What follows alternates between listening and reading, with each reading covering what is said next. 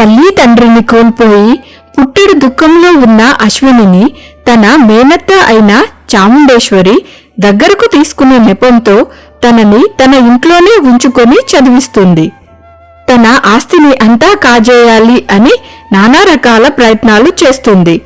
అందులో భాగంగానే చాముండేశ్వరి కొడుకు అయిన తనోజ్ అశ్వినిని ప్రేమిస్తున్నాను అని, తననే పెళ్లి చేసుకోవాలి అనుకుంటున్నాను అని అశ్వినితో చెప్తాడు. బావా, నువ్వంటే నాకు ఇష్టమే, కానీ నేను అప్పుడే పెళ్లి చేసుకోవాలి అని అనుకోవడం లేదు. నాకంటూ కొన్ని ఆశయాలు ఉన్నాయి.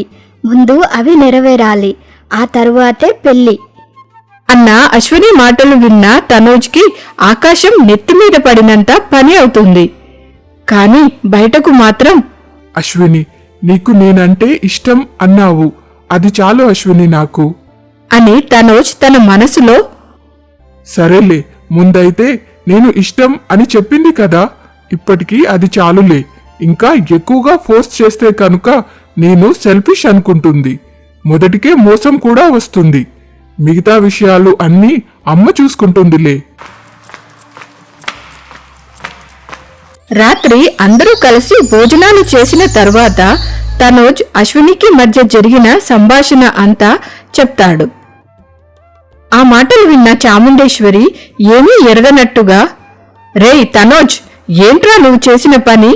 అశ్వినితో మాట్లాడే ముందు మాతో ఒక్క మాట చెప్పాలి అని కూడా నీకు అనిపించలేదా? అయినా అశ్విని అమ్మమ్మ తాతయ్య మనల్ని నమ్మి ఇక్కడ ఉంచారు తనని. ఇప్పుడు కనుక ఈ విషయం తెలిస్తే మనల్ని తప్పుగా అనుకోరారా అని తనోజ్ని కడిగి పడేస్తుంది చాముండేశ్వరి. ఆ మాటలకు కంగారు పడిన అశ్విని, అయ్యో అత్తయ్య, బావ అంటే నాకు ఇష్టమే అత్తయ్య. ఇందులో బావ తప్పు కూడా ఏమీ లేదు. అమ్మమ్మకి తాతయ్యకు నేను నచ్చ చెప్తానత్తయ్య. లేదమ్మా, లేదు, ఇదంతా నాకు కరెక్ట్గా అనిపించడం లేదు. ఆస్తి కోసమో మరి ఏదో ఆశించి ఇదంతా మేమే చేశాము అని వారు అనుకోవచ్చు కదా. లేదత్తయ్య, అలా ఏమీ అనుకోరు. నేనే బావని ఇష్టపడ్డాను, తననే పెళ్లి చేసుకుంటాను అని అమ్మమ్మకి తాతయ్యకి చెబుతానత్తయ్య. అశ్విని నోటి నుండి ఆ మాట రప్పించడానికి చాముండేశ్వరి ఇంత నాటకం ఆడుతుంది. కాని అశ్విని, తనోజ్కి వెళ్లి ముందే పెళ్లి జరిపించి పంపించాలి అని నిర్ణయించుకున్నాము మేము. నువ్వు చూస్తే ఇంకా చదువుకుంటాను అంటున్నావు. నీ చదువు పూర్తి అవ్వాలి అంటే కనీసం ఇంకొక సంవత్సరం పడుతుంది కదా అమ్మా. మరి ఇది ఎలా సాధ్యపడుతుంది అని చాలా అమాయకంగా అడుగుతుంది చాముండేశ్వరి. ఆ మాటలకు తనోజ్, అమ్మా, సంవత్సరమే కదా, ఏం పర్వాలేదు. సంవత్సరం తర్వాత నేను మళ్ళీ ఇండియా వస్తానమ్మా, అప్పుడు పెళ్లి చేసుకుంటాను అని తనోజ్ వారు ముందుగా మాట్లాడుకున్నట్టుగానే అక్కడ చెప్తాడు. లేదురా నాన్న, పెళ్లి కాకుండా నిన్ను నేను పంపించడం జరగదు.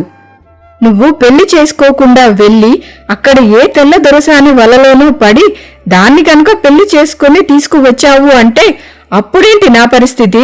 అమ్మే, నీ కొడుకుపై ఆ మాత్రం నమ్మకం లేదా నీకు?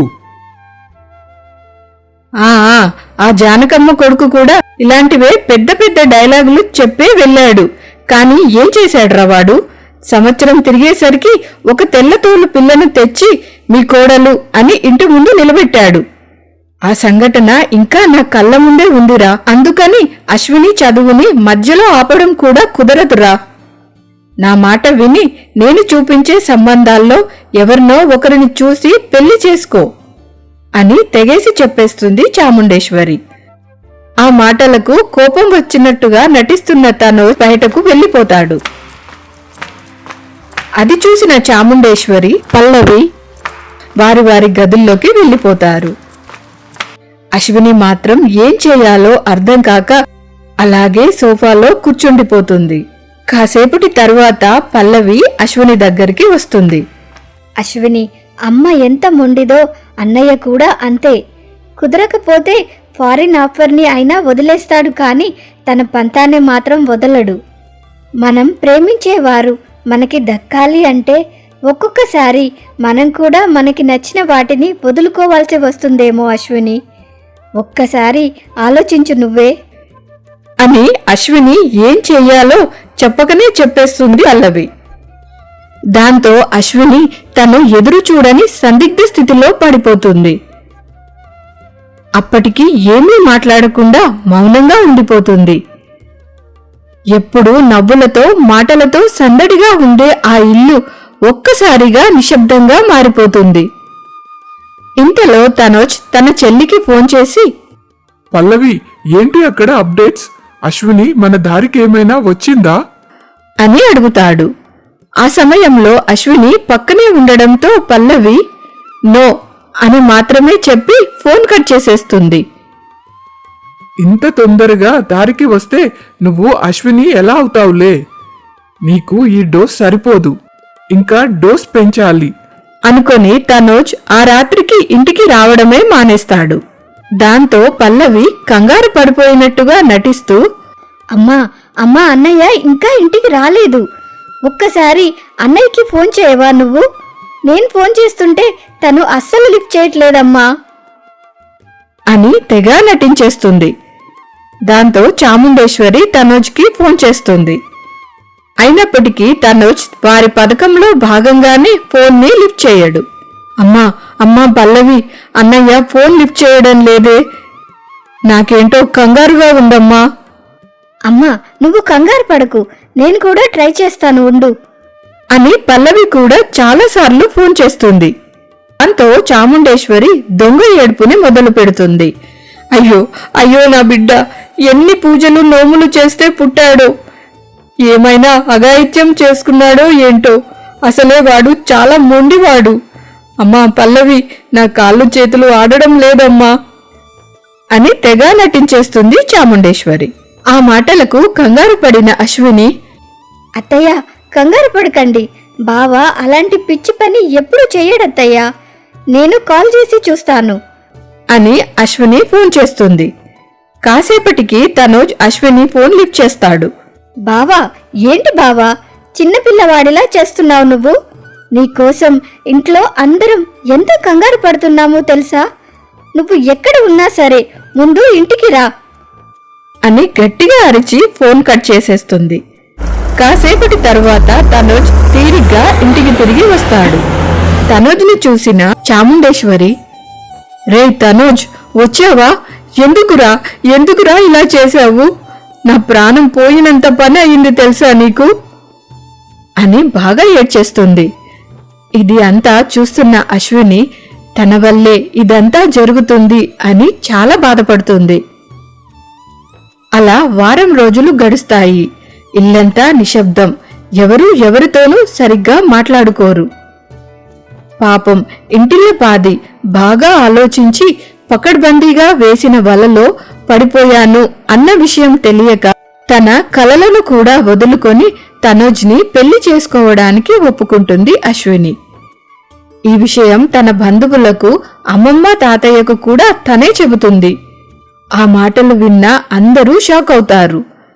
అశ్విని అమ్మమ్మ, అశ్విని ఏంటి నువ్వు మాట్లాడేది? అప్పుడే నీకు పెళ్ళా? నీ పెళ్లి గురించి నువ్వే నిర్ణయం తీసుకునే అంత పెద్దదానివి అయిపోయావా నువ్వు ఇన్ని సంవత్సరాల నుండి చెబుతున్నా నీ కలల ప్రపంచం సంగతి ఏంటి మరి? కనీసం డిగ్రీ కూడా పూర్తి చేయకపోతే నీకు మంచి ఉద్యోగం ఎలా వస్తుంది అశ్విని? అసలు నీకు బుర్ర పనిచేస్తుందా? ఆగు నేను మీ అత్తయ్య మామయ్యతో మాట్లాడతాను. చదువుకుంటావు అని పంపిస్తే ఇంత పని చేసిందా మీ అత్త అని గట్టిగా అరిచేస్తుంది. ఆ మాటలకు అశ్విని, అమ్మమ్మ మీరు అత్తయ్యని కానీ మావయ్యని కానీ ఏమైనా అన్నారు అంటే నా మీద ఒట్టే. బావని నేనే ప్రేమించాను, ఇందులో ఎవరి ప్రణయమూ లేదు. మీరు ఇలా తప్పుగా అనుకుంటారు అని అత్తయ్య నాకు ముందే చెప్పింది. తను కూడా ఈ పెళ్లికి అస్సలు ఒప్పుకోలేదు అని అప్పటి వరకు జరిగింది అంతా తన అమ్మమ్మకు తాతయ్యకు చెప్పి, ఇది విషయం. బావ వెళ్లేలోపే పెళ్లి జరగాలి, అర్థం చేసుకోండి. మీరు వచ్చి అత్తయ్యతో మామయ్యతో మాట్లాడండి అమ్మమ్మ అని చాలా ప్రాధేయపడుతుంది అశ్విని. ఆ తర్వాత అశ్విని తాతయ్య, ఏంటి లక్ష్మి ఇలా జరిగింది? అప్పుడే అశ్వినికి పెళ్ళా? అసలు నాకేమీ అర్థం కావడం లేదు.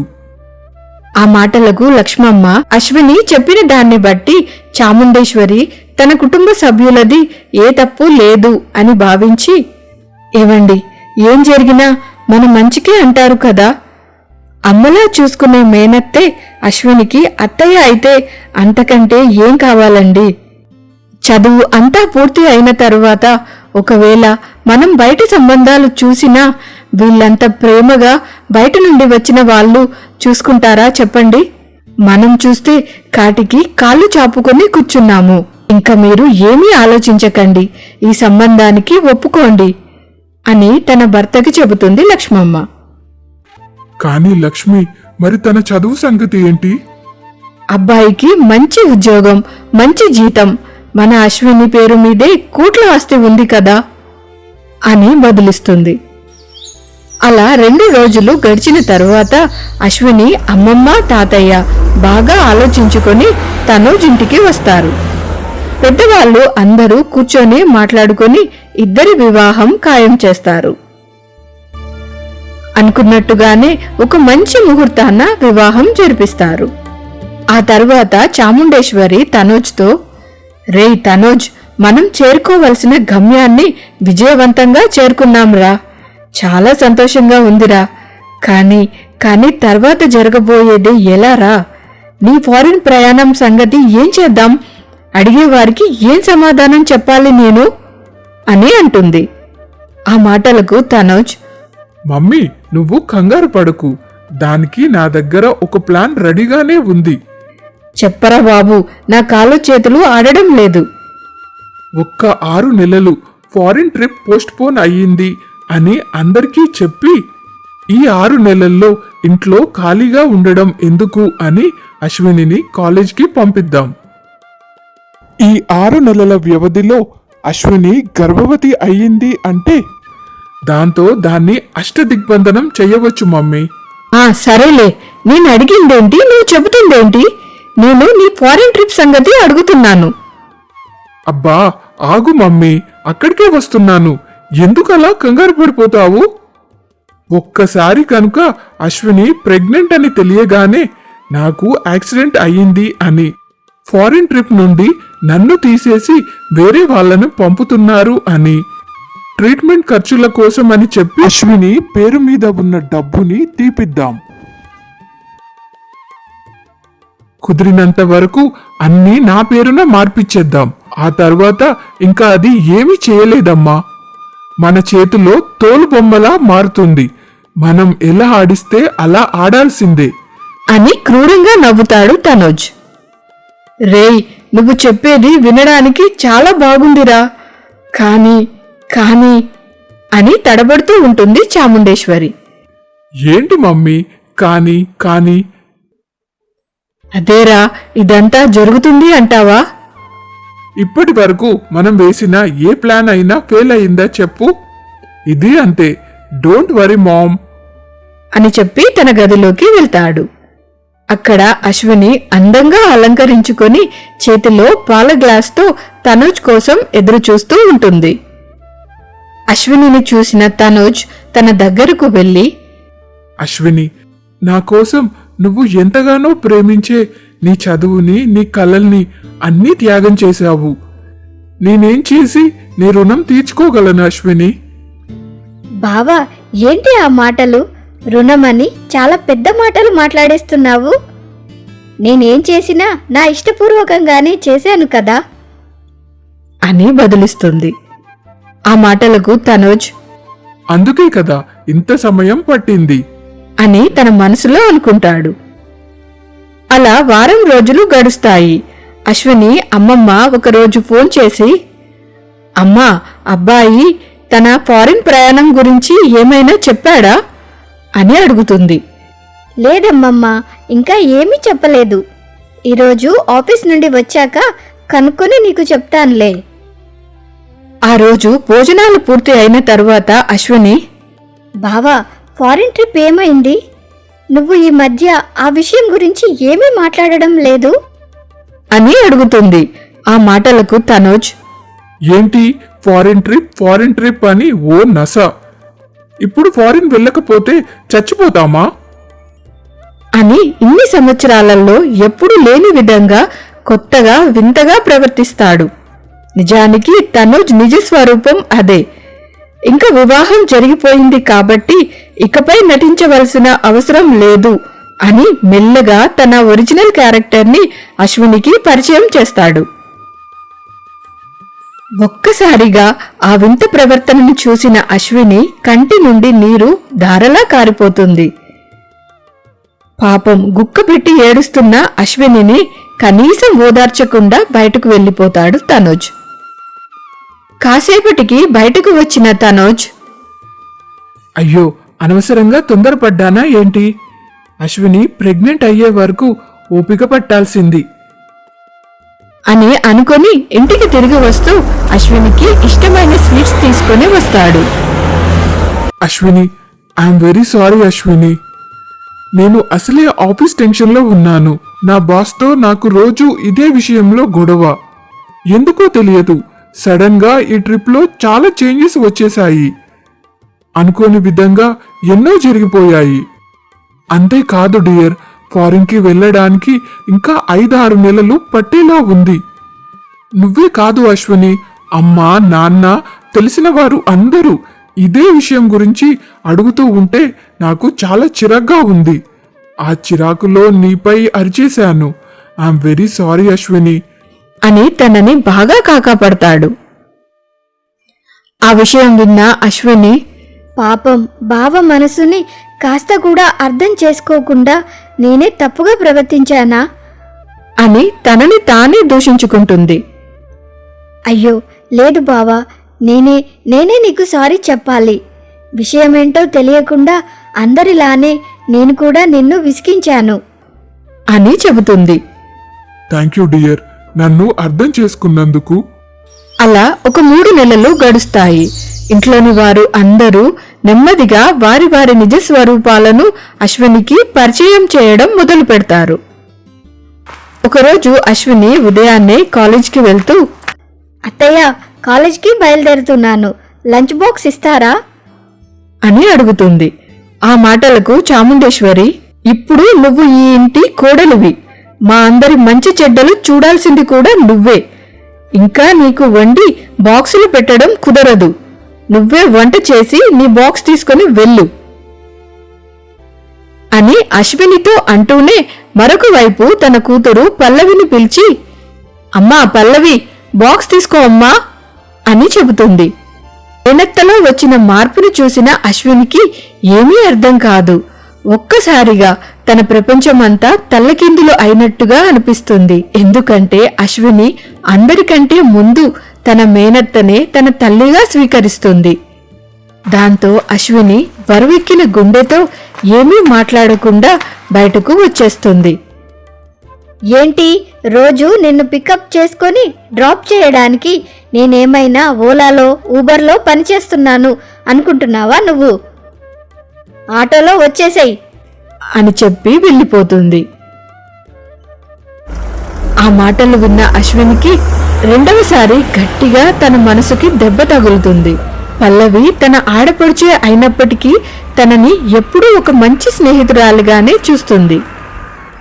ఇది అంతా చూస్తున్నప్పటికీ తన మామయ్య ఏమీ మాట్లాడాడు.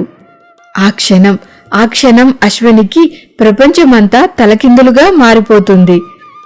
ఆ క్షణం వరకు జరిగింది అంతా కూడా కళ, నిజమో కూడా అర్థం కాని పరిస్థితి అశ్వినిది.